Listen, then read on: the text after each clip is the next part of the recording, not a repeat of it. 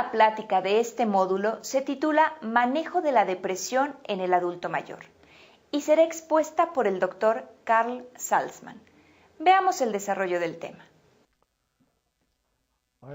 Soy el Dr. Carl Salzman, soy psiquiatra en la Facultad de Medicina de Harvard, en el Beth Israel Medical Center y en el Massachusetts Mental Health Center en Boston. En esta plática voy a tratar de describir el diagnóstico y tratamiento de la depresión en los pacientes mayores.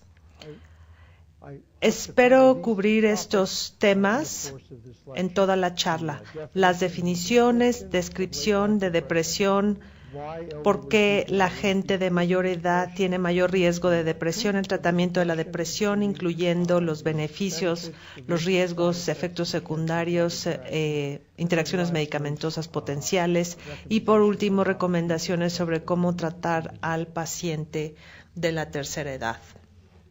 Hay diferentes tipos de depresiones en la vida avanzada, como se ve en la diapositiva.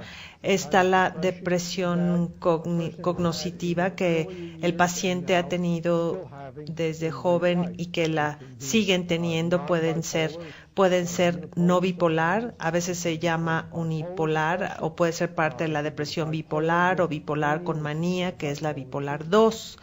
Algunas depresiones aparecen por primera vez en la tercera edad y, de hecho, son relativamente menos comunes y más difíciles de tratar.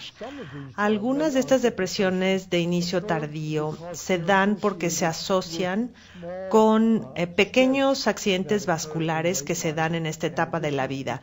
Antes se conocía como depresión multiinfarto, luego demencia multiinfarto, y ahora la llamamos depresión vascular, que es más difícil de tratar, pero sugiere que si el paciente no responde bien al tratamiento, hay que hacer una resonancia y buscar estas pequeñas lesiones blancas que pueden darnos la pista.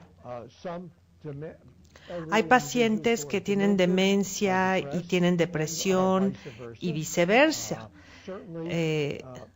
Hay pacientes que tienen algún padecimiento médico y se deprimen, y esto es muy común en todos los grupos etarios, en los mayores con más razón. Y a veces la depresión se incluye como parte de un síndrome. Y por último está la depresión ocasionada por el tratamiento de otras enfermedades. Y la depresión la ocasiona en diferentes medicamentos. ¿Cómo diagnosticamos la depresión en los pacientes mayores? Por lo general, esto no es muy difícil. Un paciente deprimido se ve deprimido, se oye deprimido y nos dicen que está deprimido y a sus familiares. Pero hay ciertas pistas que nos pueden ayudar a hacer el diagnóstico cuando la otra información no es tan aparente. Lo primero que hay que considerar es que la tristeza, la mayoría de la gente la considera una parte importante de la depresión, pero no siempre está presente en la depresión en la vida avanzada. Hay muchos pacientes deprimidos que no se ven tristes y cuando uno les pregunta, dicen, no estoy triste, y no me siento triste, pero tienen depresiones claras. En los pacientes más jóvenes, las alteraciones del sueño, la falta de apetito son indicaciones de depresión, pero no en los pacientes mayores, porque todos tienen un sueño alterado y su apetito varía dependiendo de varias circunstancias que tal vez no tengan que ver con la depresión, como que la comida no es buena en el asilo, o que su dentadura no es buena, o que las porciones no son buenas, o que son cosas que no tienen nada que ver con la depresión. Y luego está el pensamiento de la muerte. Piensan en la muerte, en morirse, o lo que dice mucha gente mayor, ¿no? No me importa si Dios me lleva durante la noche y ya no despierto en la mañana. Esto no necesariamente es la depresión, de hecho es muy realista. Sin embargo, un signo razonable de depresión en los pacientes mayores es la pérdida del interés en actividades que les gustaban. Cuando el paciente empieza a retirarse de lo que hacía o que disfrutaba, por ejemplo, ya no ven la tele, ya no leen el periódico, ya no quieren visitar a sus nietos, ya no quieren comer junto con otras personas, por ejemplo, en un asilo, estas pueden ser signos de advertencia de que se está desarrollando depresión. Otro caso que hay que recordar es un concepto que se conoce como moralización. Muchos pacientes que, por ejemplo, tienen problemas económicos o problemas familiares, si tienen preocupaciones de sus nietos, por ejemplo, de su propia salud o de su jubilación, pueden estar desmoralizados e infelices. Y esto no necesariamente es depresión que requiera de un tratamiento. Puede requerir otras formas de tratamiento como terapia conductual, psicoterapia o a veces nada más platicar con ellos. Otro ejemplo de tristeza normal que podría volverse depresión es, por ejemplo, llorar, tristeza, pérdida, a veces sentimientos de desesperanza, pero esto es un periodo corto. También está el aburrimiento. Hay pacientes que pueden estar deprimidos, pero no todos. Pueden estar aburridos porque no tienen nada que hacer. Entonces, parte del tratamiento es que participen en un programa con otras personas. Programas de actividades. Como todo médico lo sabe, la gente mayor tiene mayor riesgo de depresión, aunque la depresión que se inicia ya en la vida tardía es menos común.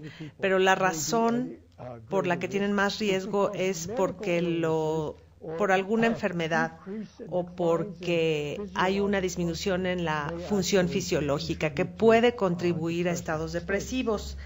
El más común son cambios cardiovasculares y en la función cardíaca. Los pacientes que tienen enfermedad isquémica, insuficiencia cardíaca congestiva o que tienen cirugía de bypass o accidente vascular tienen mayores tasas de síntomas depresivos, tienen tasas muchísimo más altas, y la depresión es un factor de riesgo de enfermedad coronaria y de accidente vascular. Entonces, la interrelación entre la función cardíaca, vascular y la depresión está bien documentada. La depresión aumenta la inflamación del tejido cardíaco, que es un mecanismo que aumenta el riesgo de enfermedad cardíaca, y cuando el paciente tiene un índice metabólico más alto o fuma y no tiene actividad física, tiene lípidos altos, etcétera, tienen mayor riesgo también de mayor inflamación y de enfermedad cardíaca y de depresión.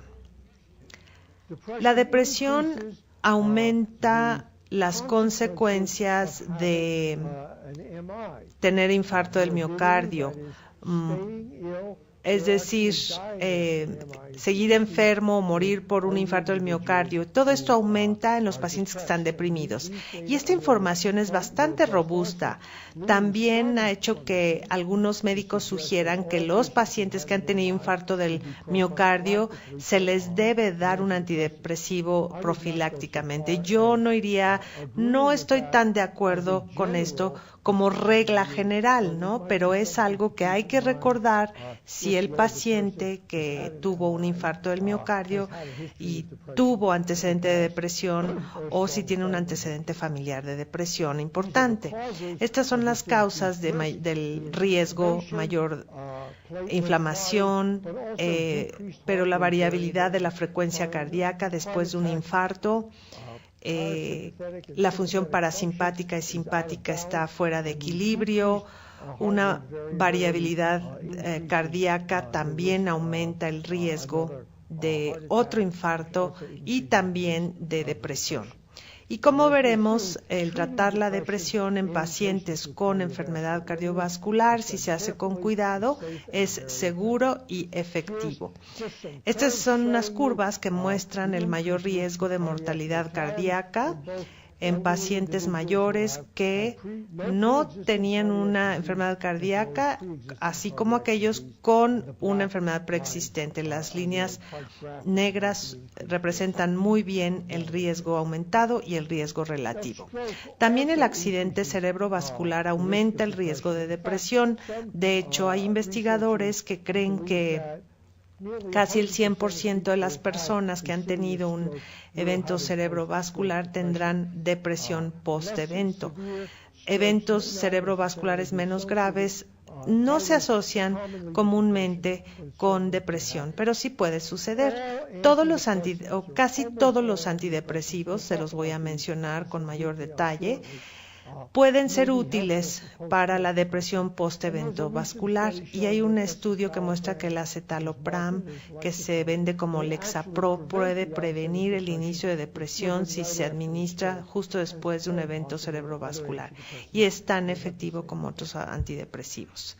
Ahora, la depresión en los pacientes mayores tiene otras consecuencias médicas y fisiológicas que debe indicarle al médico la importancia de hacer el diagnóstico y de tratarlos adecuadamente o de referirlos para tratamiento. Uno de estos es osteoporosis. Resulta que el 20%, 1 de 5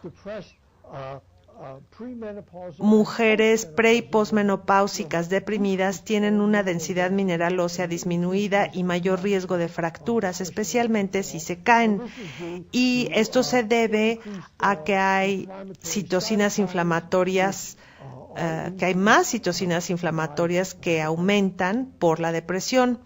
La depresión aumenta el riesgo de suicidio en los pacientes mayores. Y si hemos aprendido una lección, es la importancia de que el médico general le pregunte al paciente mayor si ha tenido ideaciones